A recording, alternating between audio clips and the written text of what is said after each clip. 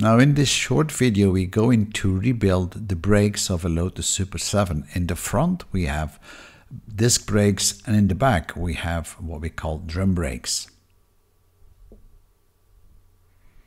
After we remove the wheel, we're going to disassemble the calipers, the brake calipers that is, and first of all you need to get the brake pads out. That can be tedious because they may be stuck, so you might have to use some pliers to pull them out. Once you've got that removed, now you can remove the brake caliper itself and then remove the pistons. Removing the pistons can be a little bit difficult, but if you use compressed air, then you can blow them out. But be careful because they will fly out, as you see right here. So always put a cloth on it. I just did it here to show you. Then you remove all the old seals and then you clean up the brake calipers. You get all your new parts, paint the calipers, and then clean them all up at the inside and fit the reconditioning kit, which are typically the rubbers and new pistons. And when you do so, make sure that these pistons are rubbed in with the proper grease that comes with it. It really protects it well. Push it in gently and then make sure that the dust seal is properly in place.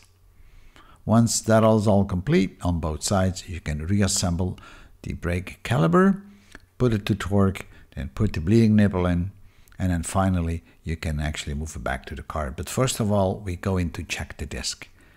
Now the disc, to remove it, you need to remove the central bearing and then the whole unit comes off. You need to unlock the bolts and then you can knock out that center piece. Now in my case, I did not need a new disc, but if you need a new disc, that would be the time to put a new disc up. I have mine cleaned up and aligned on the lathe, and now I'm just re-securing it onto the spindle, and now we're putting it all back together. Again, here I will have to put the bearing up, pack it fully with grease. Don't forget that part. You really need to pack it with grease and then torque it down to the right torque, following the instructions that you have on your specific car. Now we can actually connect the flex hose for the brakes onto the brake caliper and mount the brake caliper back onto the upright of the car. And then of course we torque it back down to torque. And we can install the new brake pads and secure them in place. I always use some copper grease, as you can see. And finally, I do a run-out test on the disc, and that is quite good. Now we going to work on the rear brakes, and those are based on drums. And getting the drums off can sometimes be a little bit difficult, but at the end you will get it off. Once the drum is off, you can sandblast it or you can clean it, whatever. You can respray it because I like clean parts. And also I cleaned the back panel there. Now this is the slave cylinder, and you can see this is in a real bad condition. So for that one, I'm not even going to bother reconditioning it. I'm just going to get a new one. We're taking the brake shoes off. Take a close look where all the springs and the connections are. And here is that old slave cylinder to be replaced by this new one. I'm also cleaning up the back plate a bit. The slave cylinder is now in place. We're also putting up the brake shoes, and now we're looking on how far we need to adjust them. Again, you see me using copper grease to make sure that nothing seizes up.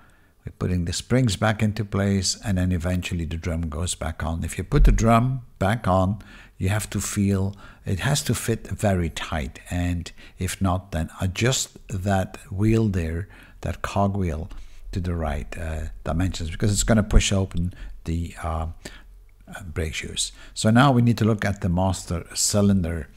Now the master cylinder here on this car are 2 cylinders, and you can see they are in a pretty bad shape. So in my case, I took them out and then cleaned them all up. And again, here you'll see that I'm using compressed air to blow out that one piston. And again, you see how that flies out, so be careful with that.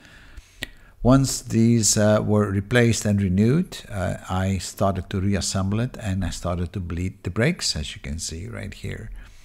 I like to bleed the brakes with a vacuum pot because that works real well, and I really wanted to flush it because I wanted to get all the brake fluid out. And here I blocked the brakes just to show you that they were really tight, and now the car is back and ready to hit the street. Thank you for viewing.